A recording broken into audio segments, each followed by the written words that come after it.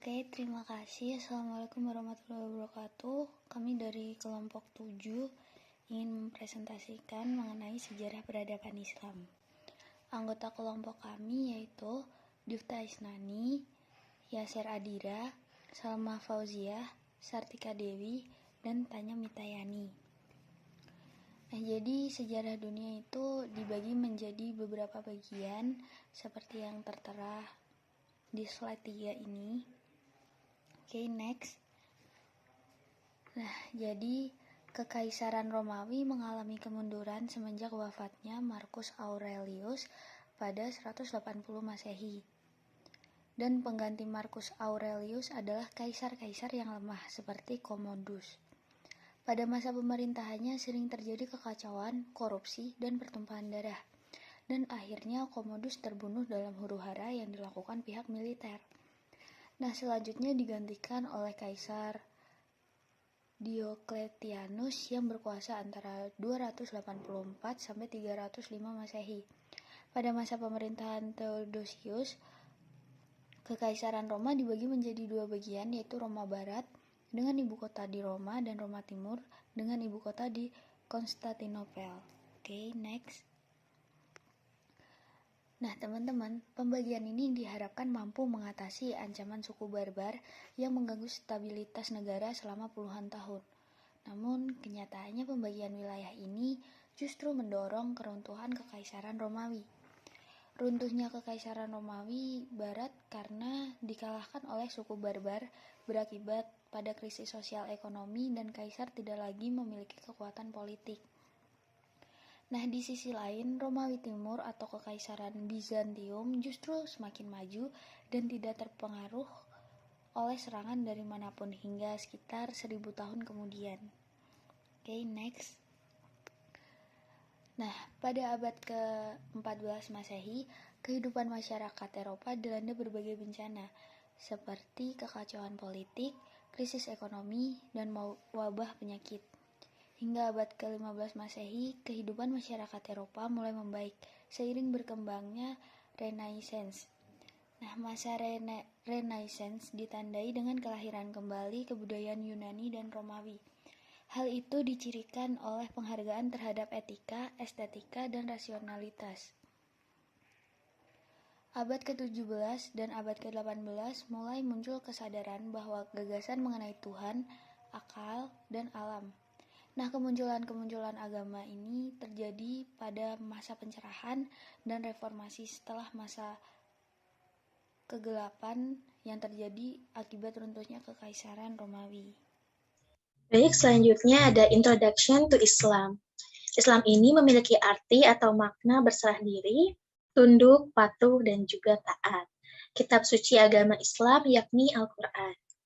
Dalam Islam terdapat kalimat tauhid La ilaha illallah yang artinya aku bersaksi bahwa tidak ada Tuhan selain Allah, disambung dengan kalimat Muhammadur Rasulullah yang artinya aku bersaksi bahwa Nabi Muhammad adalah utusan Allah.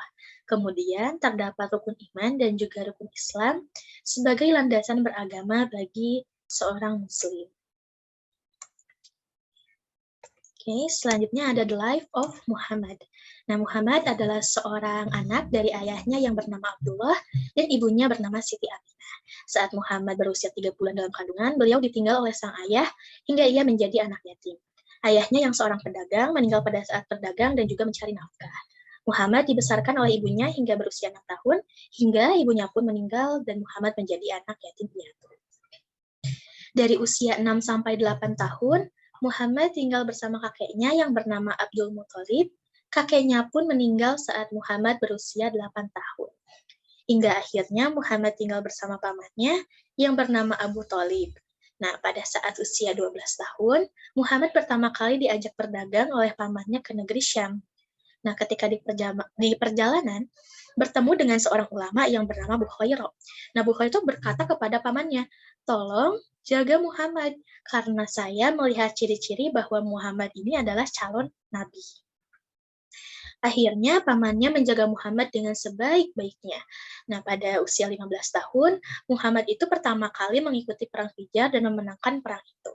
Ketika berusia 25 tahun, untuk kedua kalinya ia berdagang ke Syam yang dimodali oleh Siti Khadijah dan pergi bersama Maisarah.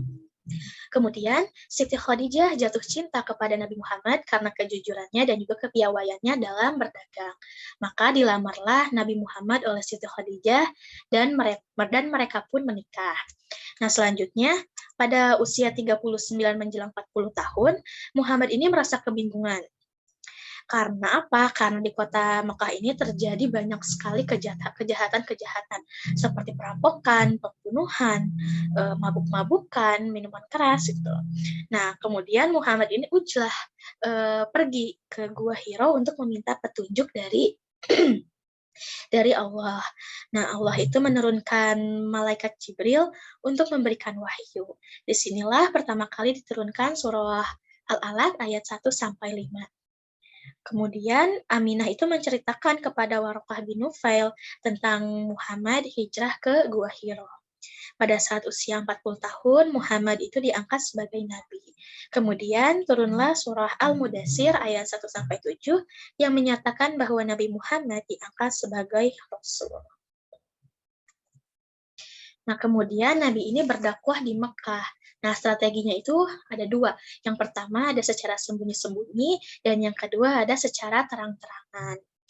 Substansi dakwah Nabi atau isi dari dakwah Nabi di Mekah itu, yang pertama ada menghancurkan patung-patung, yang kedua ada memberantas kemusyrikan dan juga mengajarkan tauhid, yang ketiga ada memperbaiki akhlak masyarakat Mekah, yang keempat meluruskan cara menyembah Allah, yang kelima mengajarkan persamaan derajat di antara sesama manusia, dan juga yang terakhir keenam yaitu mengubah kebiasaan taklid kepada nenek moyang. Selain berdakwah, Nabi ini melakukan juga hijrah. Nah, yang pertama ini adalah hijrah ke Habsyi.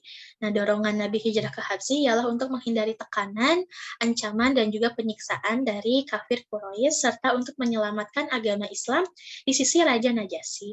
Nah, ketika hijrah ke Habsyi, terdapat dua rombongan. Nah, rombongan yang pertama ini berjumlah 10 laki-laki dan juga 4 perempuan yang dipimpin oleh Utsman dan Ruqayyah. Rombongan kedua ini berjumlah 83 laki-laki dan juga 18 perempuan yang dipimpin oleh Ja'far bin Abi Thalib. Nabi dan sahabat hijrah ke Habsyi mendapat sambutan baik dari Raja Najasyi. Akan tetapi apa yang terjadi?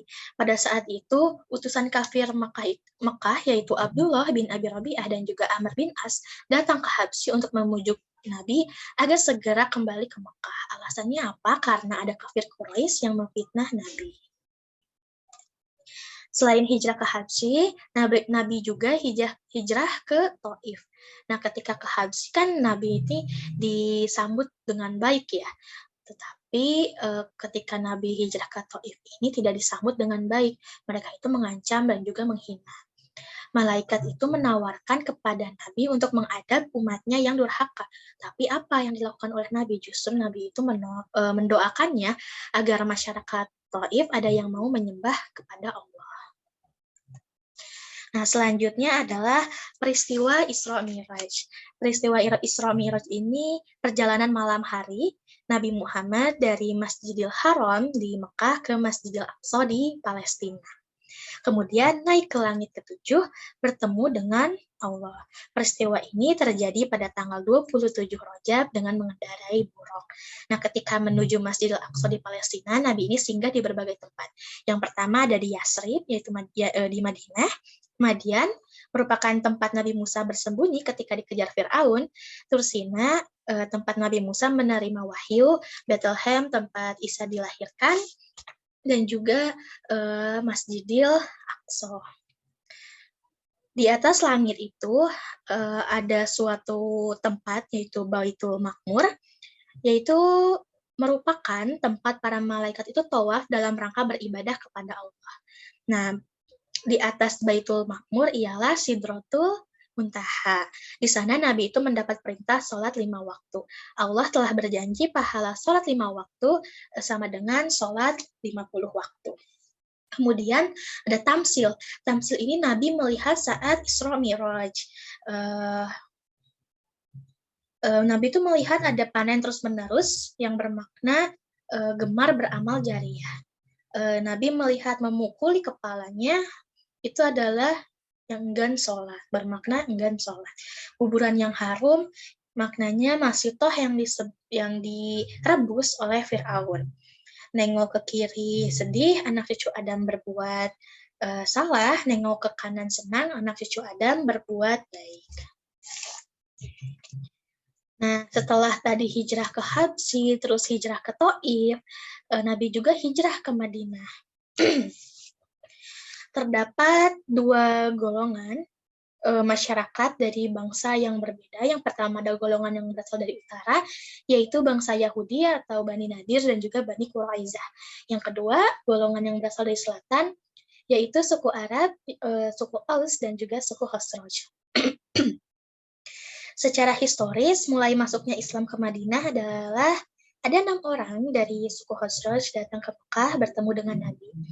Tahun ke-11 kenabian di dekat Bukit Aqobah, Nabi berdakwah dan akhirnya mereka masuk Islam. Disinilah mulai Islam menyebar ke Madinah oleh suku Khazraj. Nah, suku Aus dan Khazraj ini kan ada 12 orang nih. Pada tahun 12 dari kenabian datang lagi ke Mekah. Mereka itu menuju Bukit Aqobah. Di sanalah Nabi membaiat mereka. Baiat ini namanya perjanjian wanita atau perjanjian Aqobah yang pertama. Isinya yang pertama adalah kami tidak akan menyekutukan Allah, kami tidak akan mencuri, kami tidak akan berzina, kami tidak akan membunuh anak, kami tidak akan memfitnah, kami tidak akan mendurhakai Nabi Muhammad SAW, dan kami tidak akan menolak perkara yang baik. Nah, sekarang apa sih faktor-faktor yang menyebabkan Nabi hijrah ke Madinah? Faktor yang pertama adalah karena ada wahyu Allah, yaitu dalam Quran surah An-Nisa ayat ke-10. Yang kedua, karena ada tekanan dari kafir Quraisy Mekah. Yang ketiga, perkembangan Islam di Madinah ini dinilai lebih cepat. Dan yang keempat, karena permintaan masyarakat Madinah. Kemudian substansi dakwah Nabi di Madinah. Yang pertama menyeru untuk bertakwa, yang kedua meningkatkan kesejahteraan, yang ketiga meletakkan dasar-dasar politik, ekonomi, dan juga sosial. Nah, kalau tadi ini ada substansi atau isinya, sekarang strategi dakwah Nabi di Madinah. Yang pertama ini membangun masjid, yang kedua mempersaudarakan antara kaum muhajirin dan juga ansor, yang ketiga pembentukan piagam Madinah, yang keempat pembentukan pertahanan dan keamanan, dan yang kelima membangun hubungan yang baik antar sesama. Kita ambil di poin ketiga ya, tentang pembentukan piagam Madinah. Nah, isi dari piagam Madinah ini apa? Yang pertama ada mengakui Nabi sebagai kepala negara. Yang kedua mengakui kaum muhajirin dan juga ansor sebagai umat yang bertanggung jawab. Yang ketiga bebas beragama. Yang keempat tidak boleh menyakiti. Yang kelima tidak boleh berhubungan dengan Quraisy. Yang keenam jika ada perubahan harus merujuk kepada Rasul. Dan yang ketujuh adalah jika melanggar akan dikenakan sanksi. Nah, terjadi juga pada masa itu terjadi perang ya, macam-macam perang. Ada dua. Yang pertama ada perang Ghazwa dan yang kedua ada perang Sariyah. Nah, perang Ghazwa apa? Perang Ghazwa ini perang yang diikuti dan juga dipimpin oleh Nabi sebanyak 27 kali. Yang termasuk perang Ghazwa ini ialah Badar, Uhud, Khandaq, Khaybar, Mu'tah, dan juga Tabuk. Nah, yang kedua perang Sariyah, perang di mana di masa Rasul, tapi dipimpinnya ini oleh para sahabat, dan Nabi ini tidak ikut berperang. Oke, kita ambil perang Badar dulu yang pertama ya. Nah, perang Badar ini terjadi pada tanggal 17 Ramadan tahun 2 Hijriah. Perang Badar ini perang pertama antara kaum kafir Quraisy Mekah yang berjumlah 1.000 orang dan kaum muslimin yang berjumlah 313 orang. Terjadi di Badar dekat sumber air. Perang Badar juga dimenangkan oleh kaum muslimin. Ketika Abu Sufyan bin Harb melintasi kota Madinah, Nabi ini mengerahkan pasukan untuk mencegahnya serta merampasnya. Sehingga kaum muslimin memiliki harta. Kemudian Abu Sufyan bin Harb segera kembali ke Makkah dan bermusyawarah dengan Abu Jahal untuk menyerang kembali kaum muslimin di Madinah. Sebelum berperang, diadakan perang tanding. Utsman ini dilarang Rasul untuk ikut perang Badar karena apa? Karena Ruqayyah, putri Rasul, sedang sakit. Ruqayyah ini meninggal, kemudian Utsman menikah dengan Kulsum atau adiknya Ruqayyah, sehingga Utsman ini mendapat gelar Zunnurain, yang artinya mempunyai dua cahaya karena telah menikahi dua putri Rasul. Pada perang Badar, kafir Quraisy ini gugur 70 orang dan 70 ditawan, sedangkan kaum muslimin 14 orang gugur. Kemudian dampak penyebab dari perang Badar ini apa? Yang pertama, menambah harum nama umat Islam. Kemudian orang Islam bertambah yakin bahwa Islam adalah agama yang benar, serta membuat gentar kafir Quraisy. Nah, selanjutnya ada perang Uhud.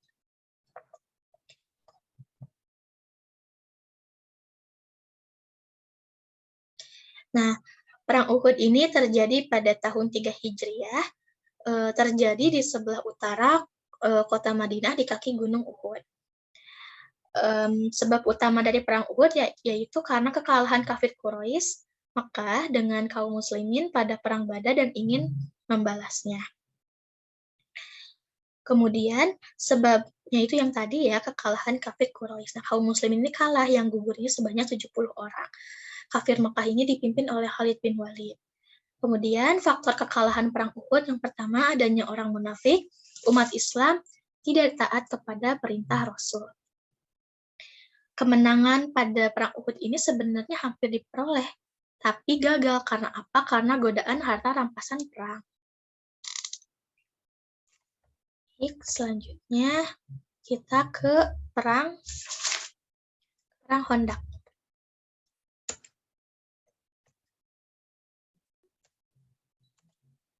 Nah, perang Khandaq ini terjadi pada bulan Syawal tahun 5 Hijriah. Sebabnya apa? Karena ada rasa dendam Bani Nadir terhadap Rasul yang mengeluarkan mereka dari Madinah. Kemudian Yahudi dan juga Bani Quraisyah melanggar perjanjian.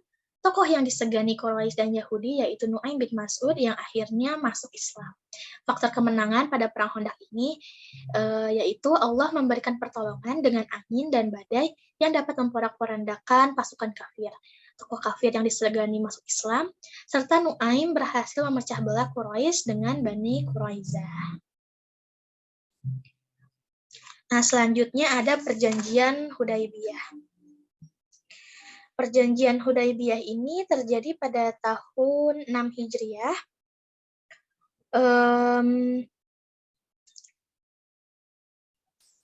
Isi dari perjanjian Hudaybiyah ini yang pertama adalah genjatan senjata selama 10 tahun, yang kedua masuk Islam tanpa seizin wali ditolak oleh kaum muslimin, yang ketiga tidak boleh mengunjungi Ka'bah, tetapi boleh mengunjunginya di tahun depan.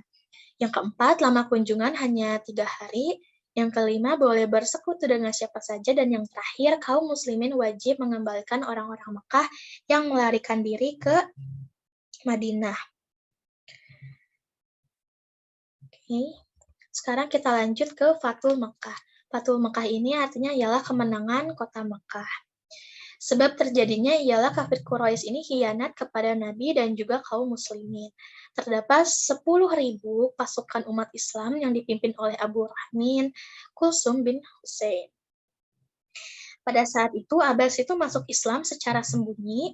Beliau tinggal di Mekah dan menjadi mata-mata bagi kaum muslimin dan mengajak Abu Sufyan untuk memeluk agama Islam. Akhirnya Abu Sufyan masuk Islam pada Fathul Mekah. Pada Fathul Mekah ini tidak terjadi peperangan, Nabi hanya melakukan khutbah yang dimana isi khutbahnya itu, barang siapa yang ingin aman maka masuklah ke rumah Abu Sufyan dan Masjidil Haram. Nah, setelah Fathul Mekah, orang-orang itu banyak yang masuk Islam. Nah, selanjutnya ada wafatnya Rasulullah.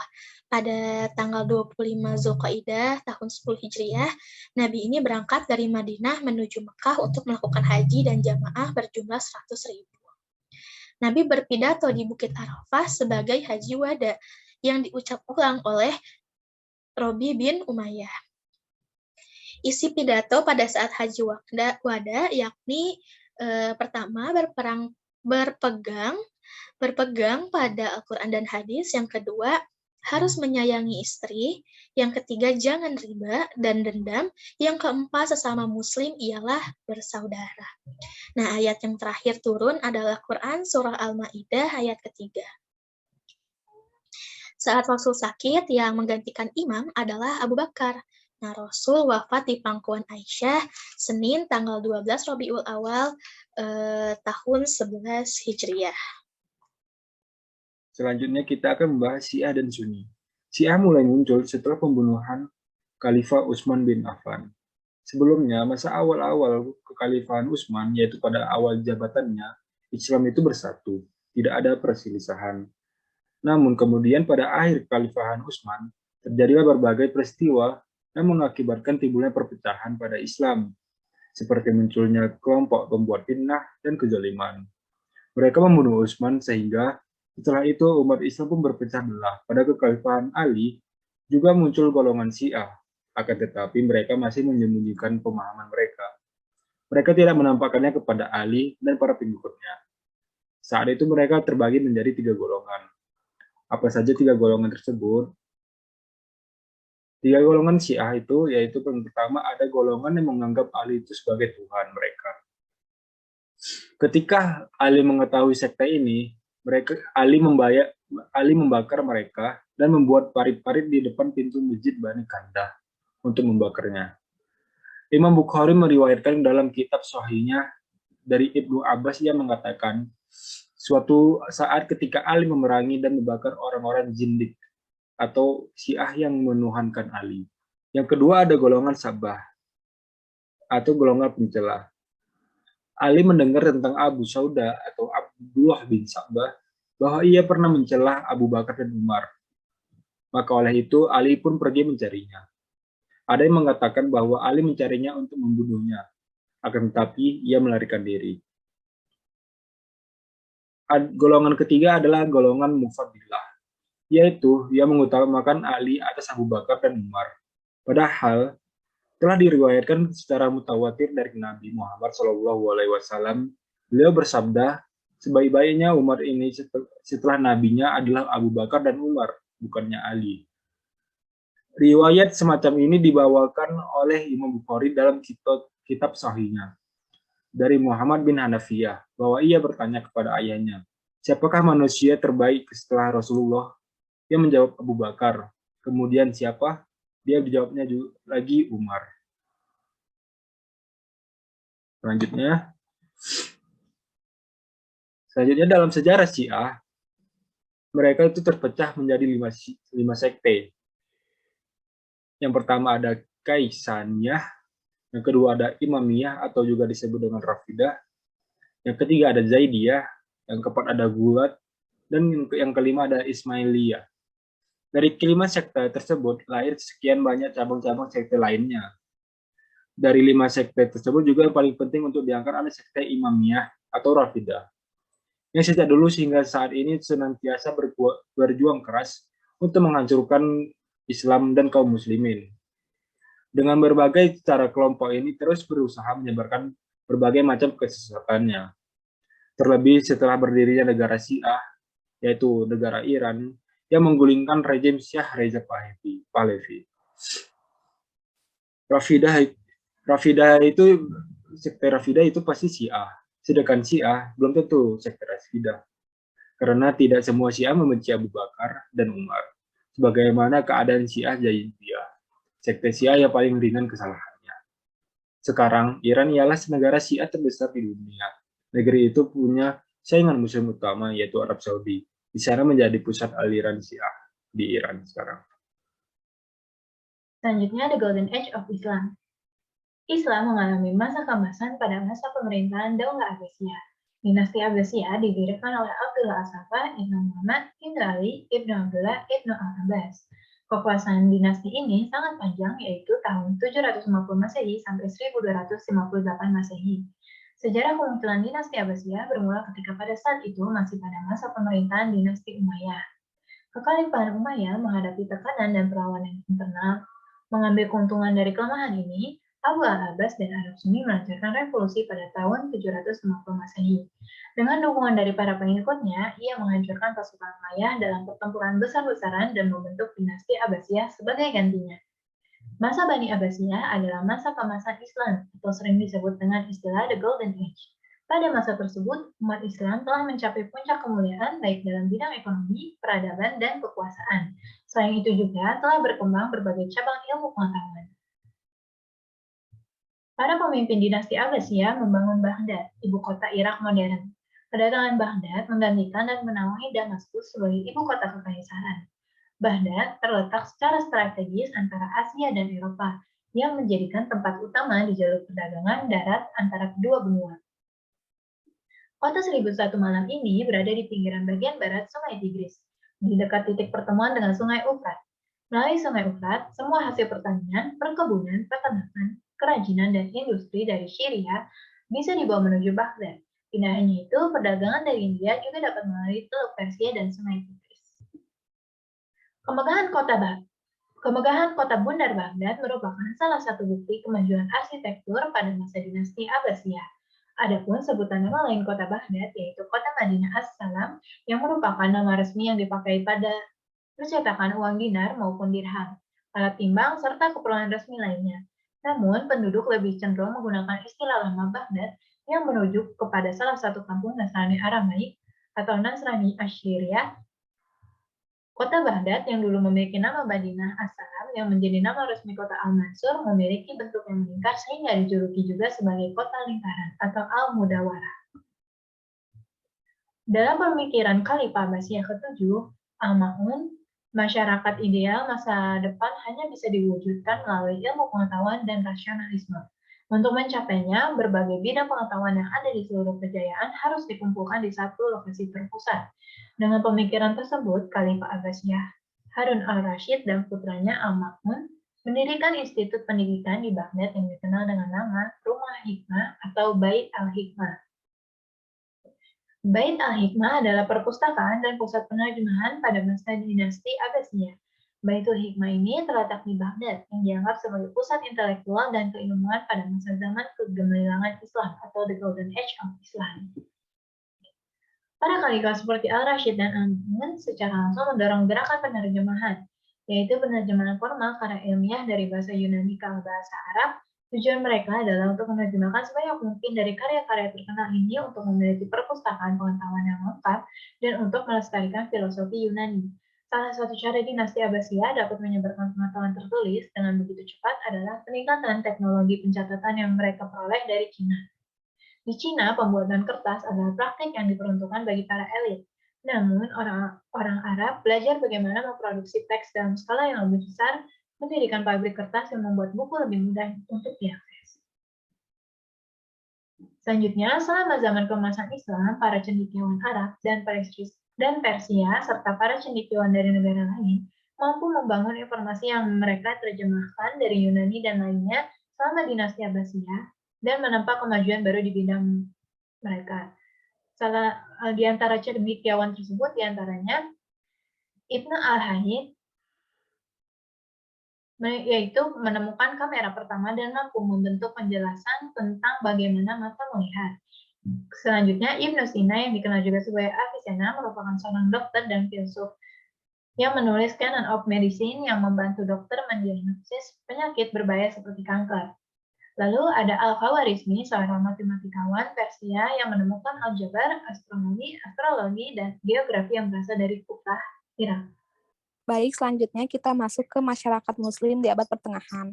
Nah, orang-orang yang hidup dalam masyarakat Muslim abad pertengahan ini memiliki tingkat kekuasaan yang berbeda-beda, tergantung pada keyakinan agama, etnis, jenis kelamin, dan status sosial ekonomi mereka. Boleh di next.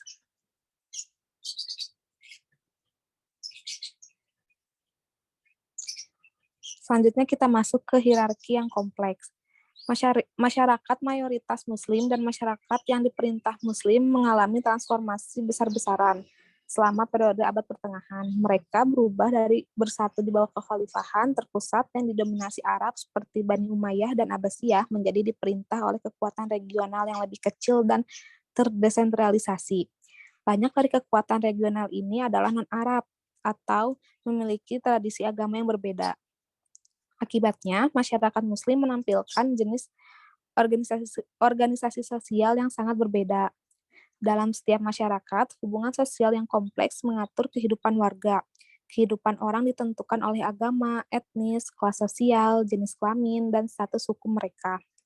Karena begitu banyak faktor yang terlibat, sulit untuk mengeneralisasi tentang kehidupan di dunia Muslim selama ini.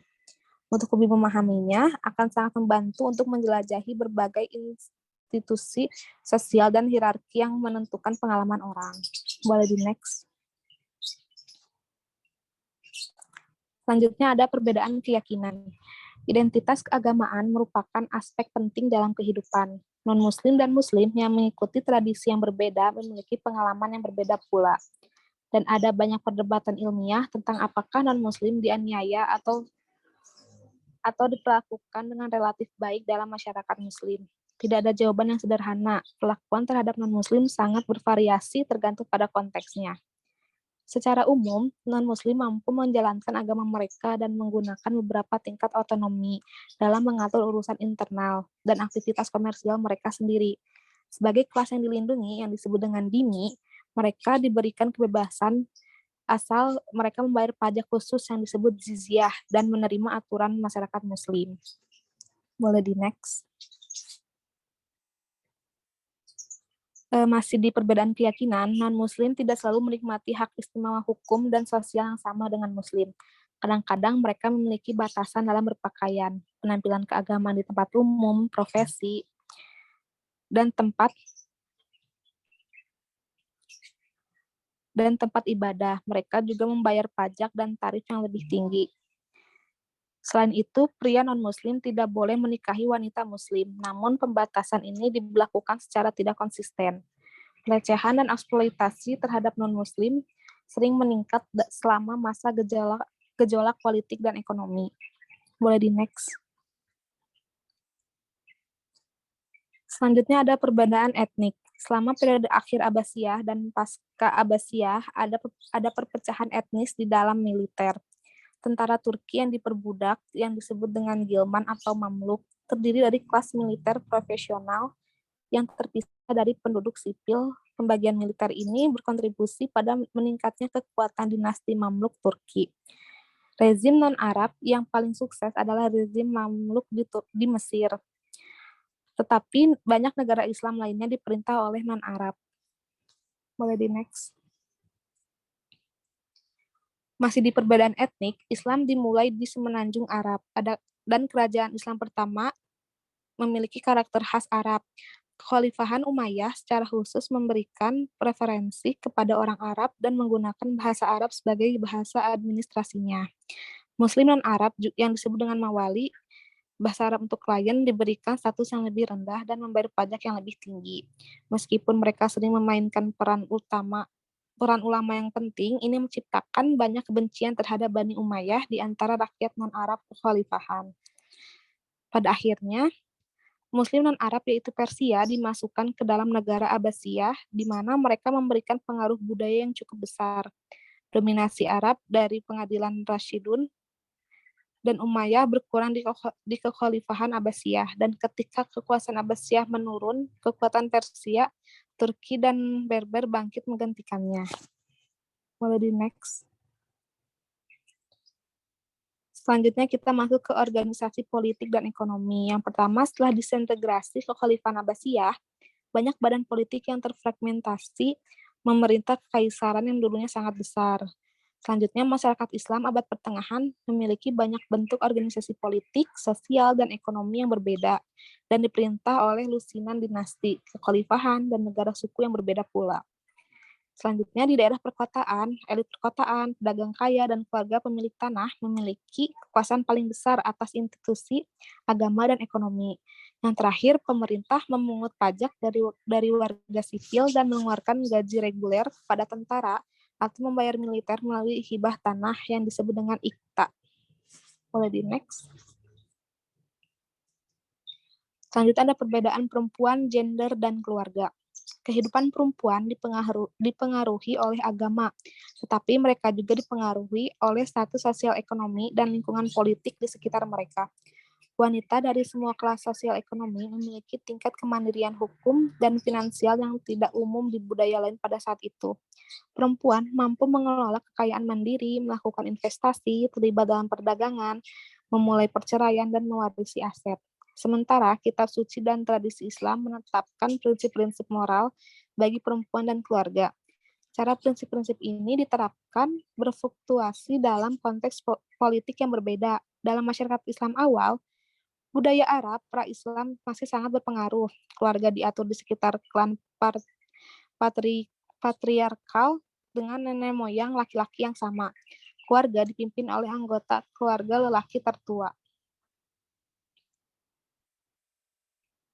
Sekian presentasi dari kelompok kami. Mohon maaf atas segala kekurangannya. Wassalamualaikum warahmatullahi wabarakatuh.